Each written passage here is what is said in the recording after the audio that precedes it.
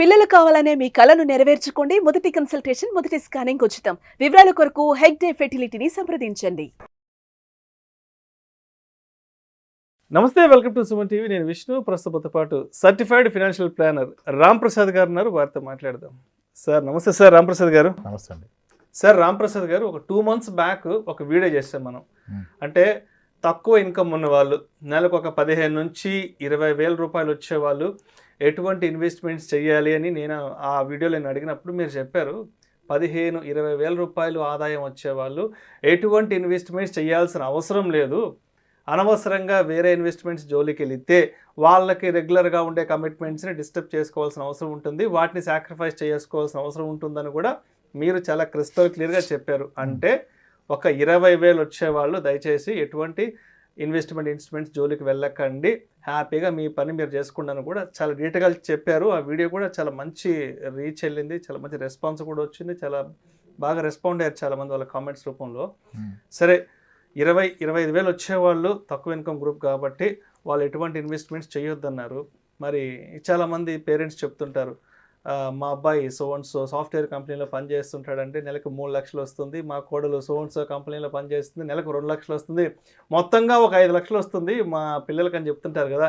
మరి ఇలా higher group income ఉండే వాళ్ళకి మీరేం చెప్తారు? వాళ్ళు ఎటువంటి ఇన్వెస్ట్మెంట్స్ చేయొచ్చు అంటారు? మీరు అన్నారు కదా, గత వీడియో మనం చేసిన దాంట్లో మనం చెప్పదలుచుకున్న విషయం ఏంటంటే, లోయర్ ఇన్కమ్ ఉన్న వాళ్ళు వీడియోలు చూసి ఏదో రిటర్న్ వస్తుందని చెప్పి ఆశపడి మీరు ఎక్కువగా లైఫ్ స్టైల్ కాంప్రమైజ్ వచ్చే 15,000లో 3,000 5,000 పెట్టమని చాలా తప్పని చెప్పాను. దానికి మనం ఏమనంటే పెట్టొద్దు అని చెప్పాము, ఇన్కమ్ పెంచుకొని పెట్టండి అని చెప్పాం. సొల్యూషన్ ఏం చెప్పామంటే, ఇప్పుడు లోయర్ ఇన్కమ్ ఉన్న వ్యక్తికి ఎక్కడ ఇన్వెస్ట్ చేయాలి కాదు, ఎలా ఇన్కమ్ పెంచుకోవాలనేది ప్రధానం అని చెప్పాం. తర్వాత పెట్టుకోమని చెప్పాం, ఇన్వెస్ట్మెంట్ పెట్టొద్దని చెప్పడం కాదు అక్కడ. ఓకే, అది ఇప్పుడు మీరు అడిగిన ప్రశ్న హయ్యర్ ఇన్కమ్ ఉన్నోళ్ళు కదా, లోయర్ ఇన్కమ్ ఉన్న వాళ్ళని మీరు పెట్టొద్దని చెప్పారు. మరి హైయర్ ఇన్కమ్ ఉన్న వాళ్ళకి ఆల్రెడీ ఇన్కమ్ ఉంది కదా, ఎలా పెట్టాలని అడిగారు. ఎస్, ఈ హైయర్ ఇన్కమ్ని 2 కేటగిరీలుగా విభజించుకోవచ్చు సార్. అసలు మేజర్ ప్రాబ్లమ్స్, మేజర్ మిస్టేక్ చేసేది హైయర్ ఇన్కమ్ వాళ్ళే.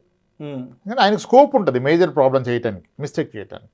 ఈ హైయర్ ఇన్కమ్లో solid income separate, business income separate. మళ్ళీ బిజినెస్లో ఆర్గనైజ్డ్ బిజినెస్ వేరు, అన్ఆర్గనైజ్డ్ బిజినెస్ వేరు, ప్రొప్రైటర్షిప్ బిజినెస్ వేరు. ఇక్కడ ప్రాబ్లం వల్ల major issues will come for the people into the business, that unorganised సెక్టార్లో ఉంటారు, ప్రొప్రైటర్షిప్ ఉంటారు, ఆయన పైన ఎవరు ఉండరు ఆయన క్వశ్చన్ చేయడానికి. దే టెన్ టు మేక్ అతిపెద్ద మిస్టేక్ చేస్తారు. చాలామంది నేను కలవటం జరిగింది, అంటే వాళ్ళు వచ్చి నన్ను కలవటం జరిగింది. మనం ఎవరిది డిస్క్లోజ్ చేయడం అదొక పెద్ద ప్రాబ్లం. బట్ స్టిల్ ఓకే, ఎందుకు ప్రాబ్లం వస్తుందంటే, ఇప్పుడు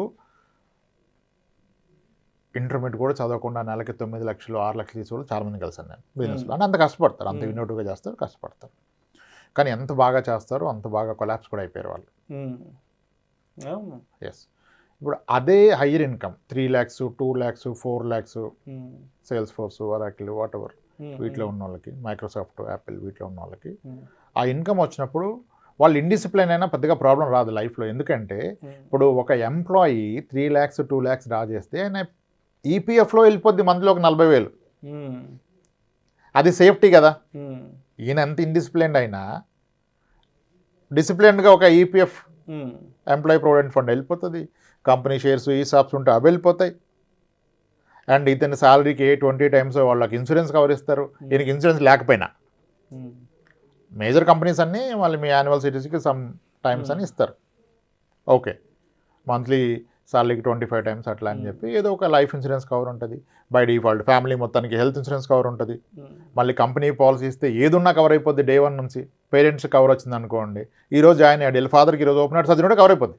బయట పాలసీ తీసుకుంటే పెద్ద గోళ ఇక్కడ వస్తాయి కదా. కాబట్టి వాళ్ళు చాలా వరకు సేఫ్. ఇన్వెస్ట్మెంట్ చేయకపోయినా, దుబారా ఖర్చులు పెట్టినా వాళ్ళకి back end by default organisation design చేస్తుంది. బేసిక్ సేఫ్టీ కొరకు మీ మ్యాండేటరీ ఈపీఎఫ్ కట్ అవుతుంది, స్టాక్స్ అసైన్ అవుతాయి, health insurance for the entire family ఉంటుంది, మీకంటూ ఒక లైఫ్ ఇన్సూరెన్స్ కవర్ ఉంటుంది. So that's way they are safe.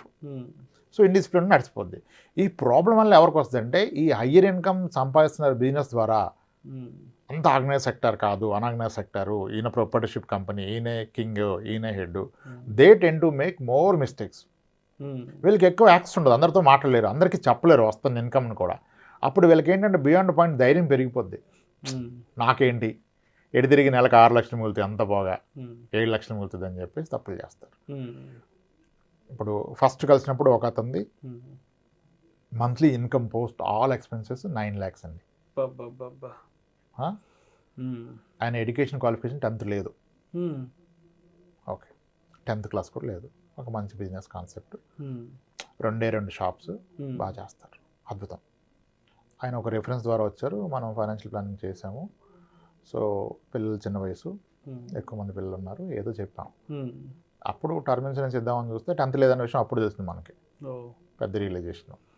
Great, సరే సార్ ఇంకా మీరు చేయగలిగింది ఏం లేదు, ఎక్సలెంట్ పర్ఫెక్ట్ గ్రో అవుతున్నారు, డిసిప్లిన్గా ఉంటాడు, పద్ధతిగా ఉంటాడు, అంతా ఎక్సలెంట్ సార్, మీకు ప్రాబ్లమే లేదు. అసలు ఇన్వెస్ట్మెంట్స్ ఏం నడుస్తున్నాయంటే నేను ఇన్సూరెన్స్ పాలసీలు కడతా సార్, మంత్లీ ఒక 2 lakhs కడతా అన్నాడు. గ్రేట్ సార్, మంచి పని, మంచి పని. ఒక బిజినెస్ పర్సన్ ఏదో ఒకటి కమిట్మెంట్ పెట్టుకోవడం మంచి పని. గుడ్ సార్, మంచి పని అన్నాను.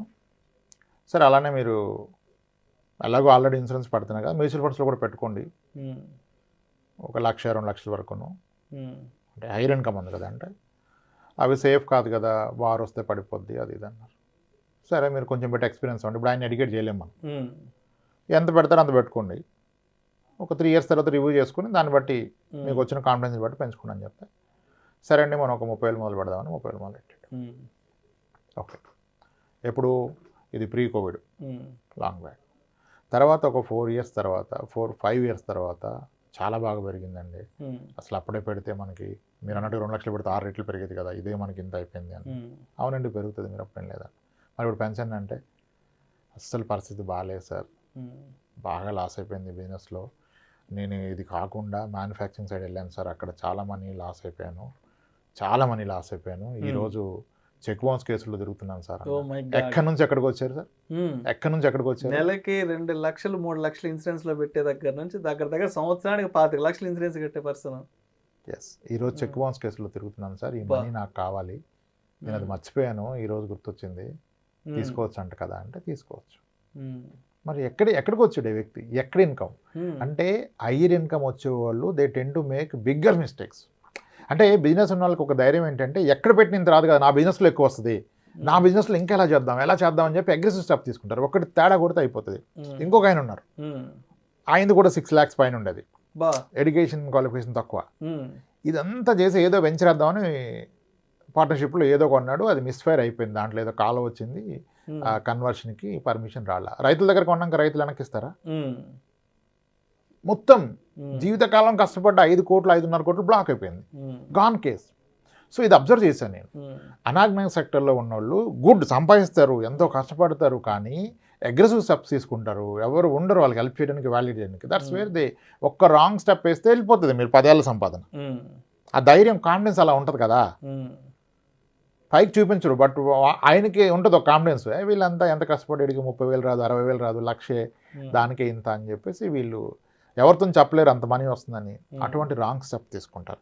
అందుకే నేను ఏమంటానంటే హయ్యర్ ఇన్కమ్ పీపుల్ ఏ బిజినెస్లోనే సాలరీడ్ పీపుల్ పక్కన పెట్టేసేయండి, వాళ్ళకి ఎలాగో అవేర్నెస్ ఉంటుంది, 10 మందిలో ఉంటారు, డిస్కస్ చేస్తారు. ఇప్పుడు ఒక వ్యక్తి 2 లక్షల జీతం వస్తే ఆయన పక్కన 10 మంది ఉంటారు 2 లక్షల జీతం వచ్చేవాళ్ళు. అరే నువ్వేం చేస్తున్నావు, మీ వాడు ఇంటర్మీడియట్ తర్వాత ఎక్కడ ప్లాన్ ఏంటి, ఎంత అయిందిరా, అమ్మో ఎంత అవుతుందా అని వాడికి అన్నీ భయం వస్తుంది. వీడికి పక్కన ఎవడు ఉంటాడు కదా బిజినెస్ వాడికి, వీడి కింద పనిచేయడానికి 20-30 ఇస్తాడు, వీడికి వస్తుంది కదా, అక్కడ మిస్టేక్ అవుద్ది. అందుకే నేను ఏమంటే హైయర్ ఇన్కమ్ వాళ్ళు బిజినెస్లో ఉన్నోళ్ళు చాలా కాషియస్గా ఉండాలి, జాగ్రత్తగా ఉండాలి, అర్థం చేసుకోవాలి. డబ్బులు ఎప్పటికప్పుడు మీ ఇన్కమ్లో ఎంతో కొంత తీసి పక్కన పెట్టుకోవాలి, దేంట్లోనే ఇన్వెస్ట్ చేయండి. బట్ ఇన్వెస్ట్ ఒక ఎంప్లాయ్కి ఎలా ఈపీఎఫ్ కట్ అవుతుంది బేసిక్లో 12%, ఎంప్లాయ్కి ఎలా స్టాక్స్ వస్తున్నాయి, ఎంప్లాయ్కి ఎలా లైఫ్ ఇన్సూరెన్స్ ఉంది, ఎంప్లాయ్కి ఎలా హెల్త్ ఇన్సూరెన్స్ ఉంది. మీరు ఎంప్లాయ్ కాకపోయినా అలా మీకు మీరు క్రియేట్ చేసుకోవాలి. సమ్ పోర్షన్ మీ నెలవారీ వస్తున్న ప్రాఫిట్లో ఒక 30% అట్లీస్ట్ దేంట్లోనే ఇన్వెస్ట్ చేయండి. ఆర్డీ అయినా చేయండి మీ వైఫ్ పేరు మీద, మ్యూచువల్ ఫండ్ పెడితే ఉత్తమం, లేదు ఏదో ఒకటి, కానీ యూ టేక్అవుట్ సమ్ మనీ. ఇక్కడ అందరు బిలీవ్ చేసేది ఏంటంటే ఎక్కడ పెట్టినా ఎంత వస్తుంది సార్, 10% 15, నా వ్యాపారంలో నాకు 30 వస్తాయి సార్, మంత్లీ 10 కొడతా సార్, ఇయర్లీ డబుల్ అయిపోతుంది సార్ అంటాడు. అది నిజమే, కానీ అది మొత్తం ఒక దగ్గర అయిపోవట్లా. దాన్ని నమ్ముకొని వాళ్ళు దాన్ని నమ్ముకుంటారు, అక్కడ ప్రాబ్లం చేస్తారు. నేను ఏమంటానంటే ఒక బావి తవ్వారు మీరు నీళ్ళ కోసం, బావిలో నీళ్లు పడ్డాయి, నీట్గా కట్టుకున్నారు, ఇంకా మీరు ఎంత నీళ్ళు దాంట్లో పోసినా బావి నిండుతుందా? నిండుదా బావి? ఎప్పటికీ నిండదు. అదే మీరు బావిలోంచి నీళ్ళు తోడుకోవడం మొదలెడితే బావి ఖాళీ అయిపోద్దా? లేదు. అవదు. Same is business. బిజినెస్ ఒక స్టేజ్కి వచ్చాక you should start withdrawing money out of that for నీ ఫ్యామిలీ నీడ్స్కి, నీ భవిష్యత్తుకి. అక్కడే ఉండి రిస్క్ అయిపోతుంది దాంట్లో తేడా కొడితే. ఇప్పుడు అంత బావిలో ఒక మూత పాయిజన్ పోస్తే మొత్తం జీవితం కానీ అదే వ్యాపారం. డైవర్సిఫై. హయ్యర్ ఇన్కమ్లో ప్రాబ్లమ్స్లోకి వెళ్ళేది బిజినెస్ పీపులే, సాలరీడ్ పీపుల్ వెళ్ళరు. వాడు ఎంత ఇండిసిప్లిన్డ్ అయినా ఏమున్నా ఆయనకన్ను కొన్ని ప్రొటెక్షన్స్ ఉంటాయి అండ్ చుట్టూరు పీపుల్ ఉంటాడు to compare. Yes, higher income పీపుల్కి ప్రాబ్లం. హయ్యర్ ఇన్కమ్ ఉన్నోళ్ళు, బిజినెస్లో ఉన్నోళ్ళు ఖచ్చితంగా ఇన్వెస్ట్మెంట్ చేయాలి. వాళ్ళకి వచ్చే ఇన్కమ్లో అట్లీస్ట్ 30% షుడ్ గో సమ్వేర్. ఎక్కడికైనా వెళ్ళి మీ దగ్గర ఉండదు, అసలు మీ పేరు మీద కూడా ఉండదు, మీ పార్ట్నర్ పేరు మీద, మీ పిల్ల పేరు మీద చేసేయండి, ఏదో ఒకటి చేసేయండి. ఏ ప్రోడక్ట్ అయినా పర్లేదు, but you should take out money. Adequate insurance తీసుకోరు, నంబరు ఇన్సూరెన్స్ని. క్లెయిమే రాదంట సార్ అని ముందు తీసుకుంటే కదా వస్తుందో రాదో. ముందు నువ్వు తీసుకోకుండా క్లెయిమే రాదంటే ఎలా? చెప్పోళ్ళు చెప్తారు ఎన్ని క్లెయిమ్స్ అవుతాయి, లక్షల క్లెయిమ్స్ అవుతుంది. ఒక్కొక్క కంపెనీ ఎన్ని 100 కోట్ల ఇన్సూరెన్స్ క్లెయిమ్ చేస్తుంది, హెల్త్ ఇన్సూరెన్స్లు కానీ. రాదంటే ఎలా? నువ్వు తీసుకుంటే కదా వచ్చేది, రాదు. నువ్వు తీసుకుంటే ఎలాగో రాదు. Yes, problem is unorganise sector, alone business చేస్తారు, ఎవరు ఉండరు గైడెన్స్కి, వాళ్ళకి ప్రాబ్లం. దే షుడ్ డిసిప్లిన్డ్గా, రిలీజియస్గా పెట్టాల్సిందే ఇన్వెస్ట్మెంట్. మీ బిజినెస్ గొప్పదని మొత్తం అక్కడ పెట్టదు కదా, దాని నుంచి ఎంతో కొంత తీసి పెట్టుకోండి. లేకపోతే అందరూ ఎంత బాగా లెగుస్తారో అలా పడిపోతారు సార్ ఒక్కసారి. తర్వాత ఇంకెవ్వరూ రారు మీ చుట్టూ. ఎక్కువ బిజినెస్ షార్ట్ టర్మ్లో రైజ్ అయిపోయింది, making more money, confidence level double triple అయింది. ద వే వాళ్ళు మాట్లాడేది, తీసుకునే కాల్స్, నెక్స్ట్ 1 yearలో డబుల్ ఎలా చేయాలంటాడు ఇన్కమ్ని. డబుల్ చేయడానికి ఇంకొకటి ఏదో అగ్రెసివ్ స్టెప్. అసలు ఆడికి అంత వస్తుంది కానీ నేను కూడా అది మొదలు పెడతా అంటాడు. ఇందాక నేను చెప్పిన ఒక బిజినెస్లో కూడా ఇన్ షాప్కి మ్యానుఫ్యాక్చరర్ సైడ్ వెళ్ళిపోయి పెడితే లాస్ అయిపోయాడు. Yes, so higher income people has to be more cautious. Lower ఇన్కమ్లో పోగొట్టుకోవడానికి ఏముంటుంది? 20,000 జాబ్ ఉన్నట్టుకు పోతే ఏముంటుంది? 20,000 జాబ్ ఎక్కడైనా వస్తాయి, 10 వస్తాయి. వచ్చిందే సరిపోతుంది. ఇక్కడ పోగొట్టుకోవడానికి ఏముండదు, ఏం లేదు, ఇంకా అమౌంట్ లేదు కదా. హయ్యర్ ఇన్కమ్ వాళ్ళు ఎంతైనా పోగొట్టుకోవచ్చు, మొత్తం జీవితం పోగొట్టుకుంటాడు. ఇంకా మళ్ళీ అది పాసిబుల్ కాదు ఒకసారి పోగొట్టుకుంటూ రావడం. చిన్నది ఉద్యోగం ఉన్నోడికి పోతే వస్తుంది ఉద్యోగం, ఎక్కువ ఇన్కమ్ ఉన్నోడికి పోతే ఎలా వస్తుంది? రాదు. కాబట్టి హయ్యర్ ఇన్కమ్ పీపుల్ చాలా జాగ్రత్త పడాలి వాళ్ళ డబ్బుతో. లోయర్ కూడా జాగ్రత్త పడకపోయినా పర్లా. Thank you so much Ramprasad గారు. థ్యాంక్స్. లోయర్ ఇన్కమ్ గ్రూప్ ఉన్న వాళ్ళు ఏం చెయ్యొచ్చు, ఏం చెయ్యకూడదు, హయ్యర్ ఇన్కమ్ గ్రూప్ ఉండే వాళ్ళు ఏం చెయ్యొచ్చు, ఏం చెయ్యకూడదు ఇన్వెస్ట్మెంట్స్ విషయంలో అనే అంశం గురించి చాలా డీటెయిల్డ్గా, చాలా క్రిస్టల్ క్లియర్గా మీ అనాలిసిస్ తెలియజేశారు. Thank you so much sir. Right అండి విష్ణు గారు.